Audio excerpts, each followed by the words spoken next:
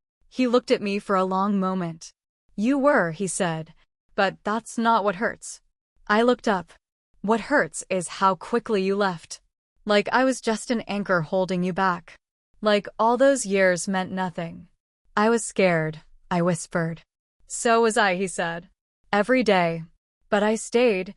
I built this through fear, through failure. And now, yeah, it's working. Silence fell between us. You have someone new? I finally asked. He looked away for a second, then nodded. She stuck with me through the worst of it.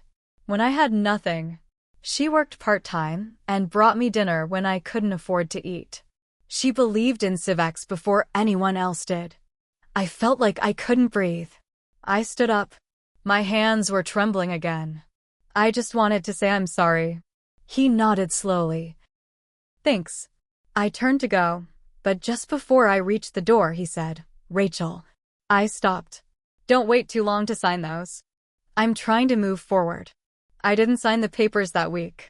Or the week after. I told myself it was because I was busy, but the truth is, I didn't want to let go. Not completely. It wasn't about wanting him back. It was about something else, something I couldn't even name. Regret, maybe. Shame. Curiosity. I started looking him up online. His company, Civex Systems, was everywhere. Forbes had done a piece on him.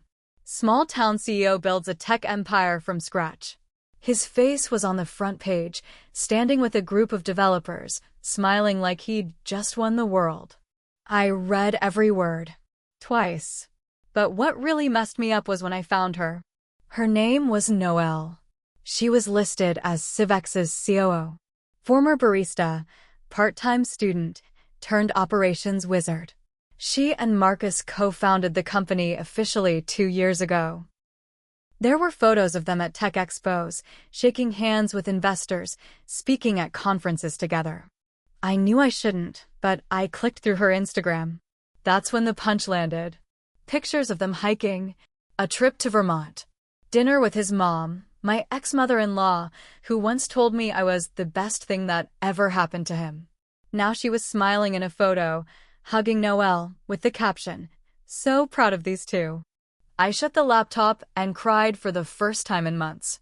But it wasn't over. 2 weeks later, I got a call from a number I didn't recognize. I let it go to voicemail. When I checked it later, my stomach dropped. It was Marcus's voice. Hey, Rachel. Something weird came up. Can you call me back? I stared at the phone. My heart beat faster. I called him. He picked up on the second ring. Rachel. Thanks for calling. What's going on? I asked, trying to keep my voice even. I don't know how, but your name is still showing up on some old contracts I signed. Stuff from way back when I was first filing paperwork. Okay, one of them has your signature on it, probably from when I asked you to help with early drafts. They're minor documents, but some legal stuff could get messy if we don't clean it up. What do you need? I need you to come in. My lawyers want you to sign a few things. Just releases. It won't take long. I can do that, I said.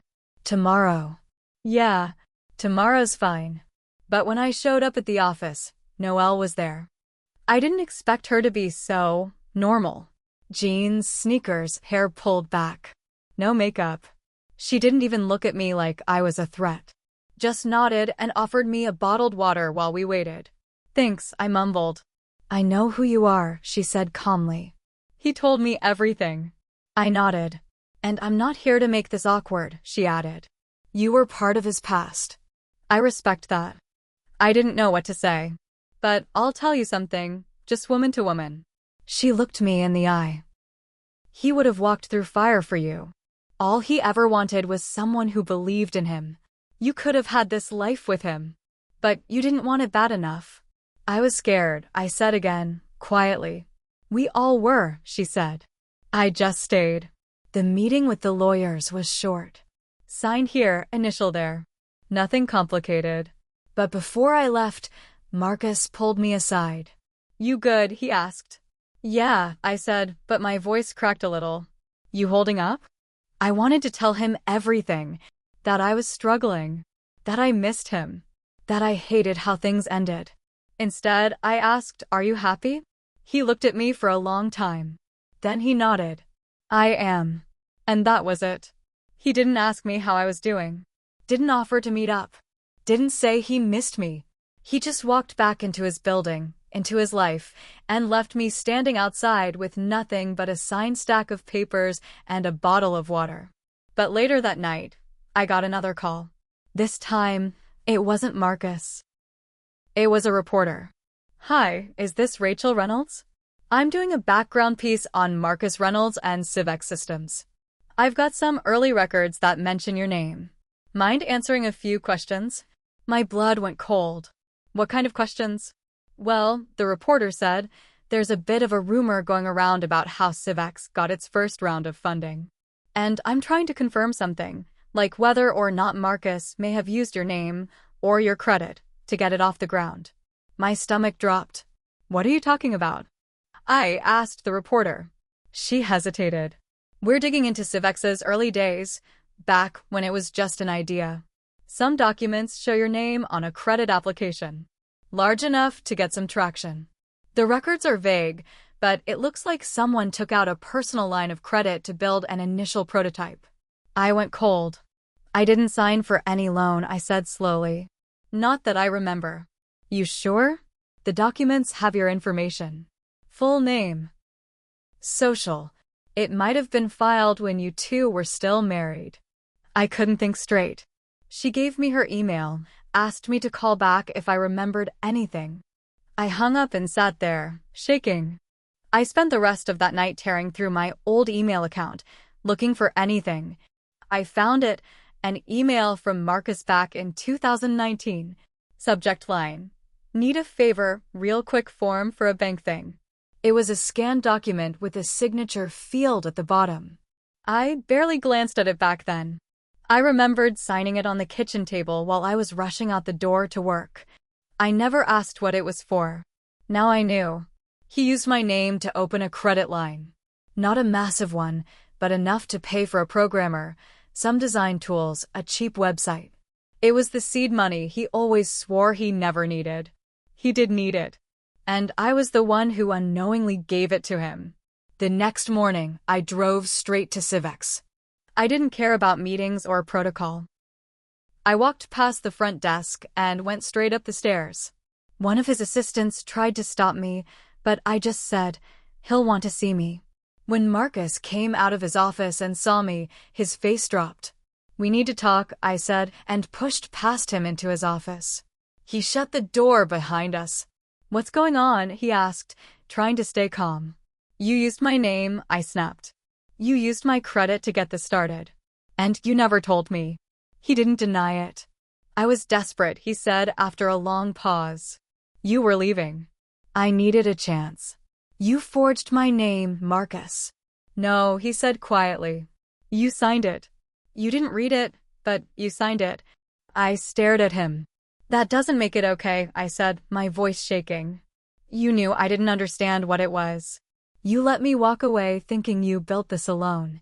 You've been bragging about how you did it all without help." "I didn't think it mattered anymore," he said. "It was years ago. The company's clean now. We paid everything back." I stepped back like he'd slapped me. "So that's it? You stole from me, lied to me, and now you just live in this perfect world like nothing happened." "I didn't steal," he said, voice rising. "I risked everything. You think I didn't know it was wrong? But you were giving up on me, Rachel. I had nothing. I was drowning. I left because you weren't honest with me. And you've proved I was right." He opened his mouth, then closed it. "Finally," he said, "what do you want?" I looked him dead in the eyes. "I want people to know the truth." He flinched. "You want to be the success story? Fine. But you're not the hero in this.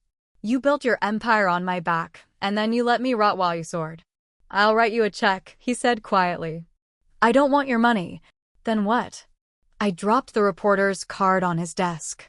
"She's doing a story. I'm giving her everything. Emails, docs, all of it." He stood there for a long time. Then he sat down, his face pale. "This could ruin everything," he said. Should have thought of that before. He looked up at me. You want revenge that bad? No, I said. I want truth. And I want peace. And maybe, just maybe, I want you to feel what I felt, the shame, the loss, the failure. You had your clean success. You even got the perfect girlfriend to stand by your side. You didn't need to lie, Marcus. But you did. His hands clenched into fists on the desk. You always wanted control, he said, almost to himself. Even now. No, I said, heading for the door. You had control. You just used it wrong. The article came out a month later. Startup CEOs rise fueled by hidden loans from estranged wife. It went viral. Investors got nervous. Noelle stepped down as COO a week after, saying she needed space. Marcus went quiet online. Press releases turned vague. He issued a formal apology, but never once named me. But people knew. A few reporters reached out. I gave one interview. Just one. I told my side. I told the truth. I didn't cry. I didn't bash him. I just told the story as it happened. Civex didn't collapse, but it shrunk. Big clients pulled back. His image took a hit. It's still standing, but he's no longer the golden boy of tech. And me? I started over. I got a better job, moved out west, took night classes. I'm not rich, but I sleep better. And I never sign anything I don't read. People say revenge is sweet. But this wasn't about revenge. It was about finally being seen. Even if it came a few years late.